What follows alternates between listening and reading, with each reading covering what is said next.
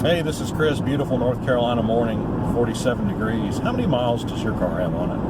I was just curious. I've got a 2006 Toyota Camry, almost 300,000 miles. I think I'm like at 298, 890. So I'm almost there.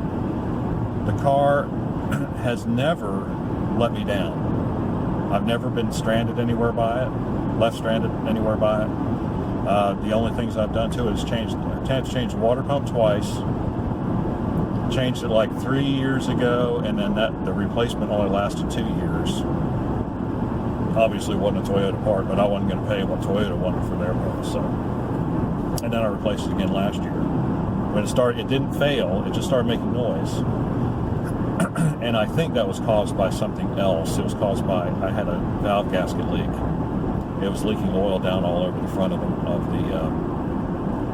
water pump. Well, all over the front of the engine, actually. And I think some of the oil seeped into the bearing and kind of washed out the grease that's in there.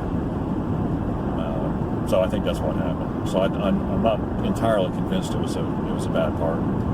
So I did the water pump twice, replaced the front struts about 4 years ago.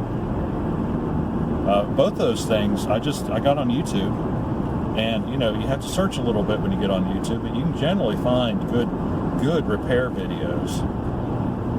And so I found two, where the people actually talk instead of just playing that really annoying background music, which I cannot stand a video. If I don't hear any talking within 30 seconds, I go find another video. I hate those. Because there's some things that need to be expressed, through the spoken word while you're going through doing something. It's not always obvious, by looking what you're doing, especially if your camera's not all that great. But anyway, let's see. I bought tires.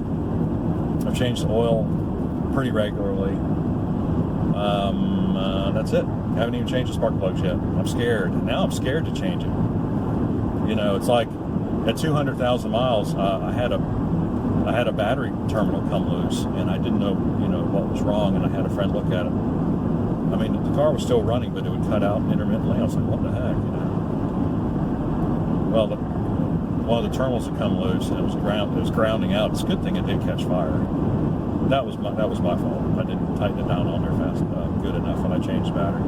But anyway, I was thinking about changing transmission fluid. I already had 200,000 miles. I said, don't bother now, because you're just making it. If it's running okay now, don't do anything, because all the little metal grit that's in the fluid is helping those transmission bands grab onto the clutches grab. And so so I didn't do it. So here we are, 100,000 miles later. Somebody else told me to do the spark plugs about 150,000 miles ago, because the part that makes the spark work, it's not a distributor. It's just a piece that fits down over the spark. It's part of the piece that fits down over the spark plug. He said those were kind of expensive, but then I looked on eBay, and they weren't bad at all. They were like $10 or $15 a piece. I'm looking at, if they all broke, it's $60. I figured, well, I'm not going to change those either. I have the spark plugs. I've had them for 2 years, but I haven't done it because it's like the car runs fine, and it's still, I take it out on the highway, it gets 35 miles a gallon. If I put it in cruise and do 65 miles an hour, no problem. So anyway, that's my car story. What's your car story? Do you have more miles than I do? I'd be interested to know, and be interested to know what kind of car you have.